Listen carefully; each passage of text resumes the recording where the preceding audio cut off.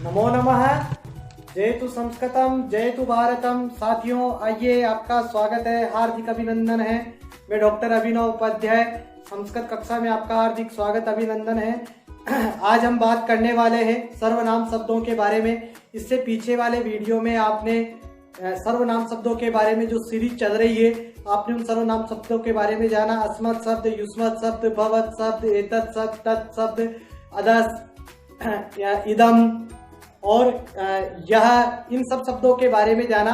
आज हम इसे एक प्रकार के कह, किम, एक सर्वनाम शब्द है जो प्रश्नवाचक शब्द है, उसके बारे में आज हम यहाँ पर अभ्यास करने वाले हैं। किम शब्द रूप के बारे में। किम शब्द के जो रूप है वो भी तीनों लिंगों में चलते हैं, पुल्लिंग, नपुंसकलिंग और स्त्रीलिंग रूप में। पुल्लिंग और नपुंसकलिंग के जो रूप है वो समान है। द्वितीय, प्रथमा विभक्ति और द्वितीय विभक्ति में ही नपुंसकलिंग में जो परिवर्तन होता है, जो सभी में होता है, वो यहाँ पर भी होता है। तो आइए हम एक एक करके बिना किसी देरी के इनका अभ्यास करते हैं। आइए, आपका स्वागत है। किम शब्द पुल्लिंग, जिसका अर्थ है कौन, इसका अर्थ भी मैं आपको बताता हुआ चलूंगा साथ में। आइए पहले हम इनका शब्द रूप का अभ्यास करते हैं। कौन के अर्थ में किम शब्द का अर्थ होता है, पहले हम इनका सामूहिक अभ्यास करेंगे, फिर उसके बाद जैसा हम करते हुए आ रहे हैं एक वचन स्तंभ, द्विवचन स्तंभ और बहुवचन स्तंभ का अभ्यास करेंगे। तो आइए सबसे पहले किम शब्द का अभ्यास हम यहाँ पर करते हैं। कह, कौ, के, प्रथमा, कम, कौ, कान, द्वितीया, केन, काभ्याम, के, कई, तृतीया, कस्मै, काभ्याम, केभ्यः, चतुर्थी, कस्मात्, काभ्याम, केभ्यः, पंचमी, कस्याः, कयोः, केषां, षष्ठी, कस्मिन्, कयोः, केषु, सप्तमी। तो आपने इसका कह शब्द का किम शब्द, मूल शब्द तो है किम, प्रथम विभक्ति में कहा होता है, तो किम शब्द का पुल्लिंग रूप का आपने अभ्यास किया।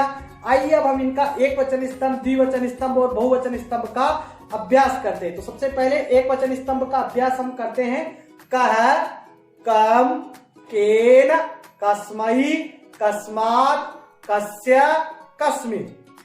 अब इसी का एक वचन स्तंभ का हम सप्तमी विभक्ति से प्रथमा विभक्ति तक विपरीत क्रम में अभ्यास करते हैं, क्योंकि हमें चारों तरफ से अभ्यास करना है। जो एक्सरसाइज है हमारी वो चारों तरफ से होनी चाहिए, इसलिए हमें कहीं से भी किसी भी प्रकार से पूछे तो हम कहीं पर भी उसको भूल ना सके, क्योंकि हमारे वीडियो देखने वाले जो साथी हैं, जो हमारे मित्र हैं, वो ऐसे होने चाहिए कि वो जीवन में भी कभी भी कोई सा भी शब्द रूप, सर्वनाम शब्द रूप या किसी भी प्रकार का शब्द रूप उनसे पूछे तो वो किसी भी प्रकार से उनको बोलकर सुना सके। और संस्कृत की जो परंपरा है इसको सुरक्षित रखना भी हमारा गौरव है, इसको भी हमारे को सुरक्षित रखना है, क्योंकि जो सारी विद्या है वो हमारे कंठ पर होनी चाहिए।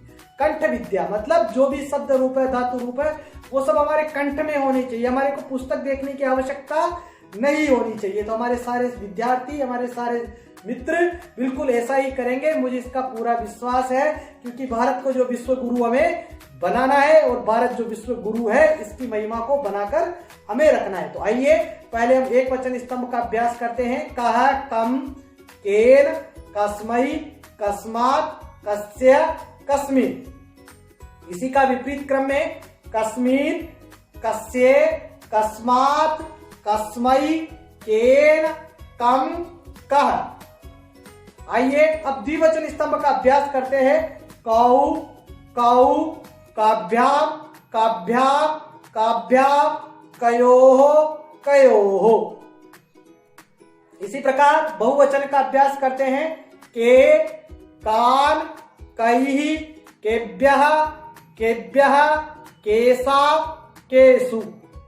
इसी प्रकार बहुवचन स्तंभ और द्विवचन स्तंभ का विपरीत क्रम में अभ्यास करते हैं।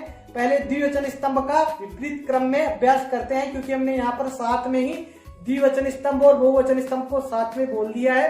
कोई बात नहीं है, अब पहले हम द्विवचन छोड़ेंगे नहीं किसी चीज को, क्योंकि द्विवचन स्तंभ को हम पहले विपरीत क्रम में बोलते हैं। तो आइए साथ में बोलते हैं द्विवचन स्तंभ विपरीत क्रम से। कयोः, कयोः, काभ्याम, काभ्याम, काभ्याम कौ कौ।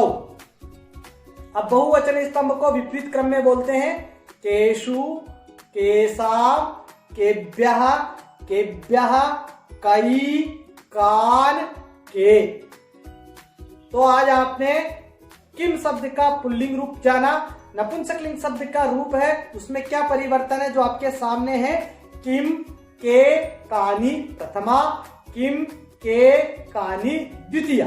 इस प्रकार से पुल्लिंग के जो रूप है तृतीया से सप्तमी तक वो ऐसे ही चलने वाले हैं। संबोधन इनमें नहीं होता है, ये आपको याद रखना है। ठीक है, तो आप इसका नपुंसकलिंग का अभ्यास, आप वीडियो पूरा होते ही आप दोबारा इनका अभ्यास करेंगे, ये आप हमारे को वादा कर रहे हैं। आइए फिर हम अब स्त्रीलिंग रूप की तरफ चलते हैं। किम शब्द का स्त्रीलिंग रूप आप इसे याद करें। पहले हम इसका अभ्यास करते हैं। का के काह प्रथमा, काम के काह द्वितीया, कया काभ्याम काभिः तृतीया, कस्यै काभ्याम काभ्यः चतुर्थी, कस्याः काभ्याम काभ्यः पंचमी, कस्याः कयोः कासाम षष्ठी, कस्याम कयोः कासु सप्तमी। तो आपने इनका अभ्यास किया। अब हम इनका एक वचन स्तंभ का अभ्यास करते हैं। किम शब्द स्त्रीलिंग एक वचन स्तंभ का, काम, कया, कस्यै, कस्याः, कस्याः, कस्याम। इसी को विपरीत क्रम में बोलते हैं। कस्याम, कस्याः, कस्याः, कस्यै, कया, काम, का। अब द्विवचन स्तंभ का अभ्यास करते हैं। के काभ्याम काभ्याम काभ्याम काभ्याम कयोः कयोः। फिर अब हम दोबारा इसका अभ्यास करते हैं द्विवचन स्तंभ का विपरीत क्रम में। कयोः कयोः काभ्याम काभ्याम काभ्याम के। अब बहुवचन स्तंभ का अभ्यास करते हैं। काहा काहा काभिः काभ्यः काभ्यः कासाम कासु। अब इसी बहुवचन स्तंभ को विपरीत क्रम में बोलते हैं साथियों। कासु कासाम काभ्यः काभ्यः काभिः काः काः। तो आज आपने किम शब्द का पुल्लिंग, स्त्रीलिंग और नपुंसकलिंग रूप को जाना। इसका अर्थ होता है कह यानी कौन, कौ यानी कौन दोनों, के यानी कौन सा। इस प्रकार से आप इनका अर्थ जान सकते हैं। आइए, बहुत स्वागत है आपका। इस प्रकार से आप इनका अर्थ जाने और आगे आने वाले वीडियो में अभी कुछ सर्वनाम शब्द और बाकी हैं जिनके बारे में भी मैं आपको बताने वाला हूं। वीडियो को लाइक करना ना भूलें, चैनल को सब्सक्राइब करना ना भूलें और अपने सभी संस्कृत साथियों के पास इस वीडियो को शेयर करना ना भूलें। जय तु संस्कृतम, जय तु भारतम। धन्यवादः। पुनः मिलामः।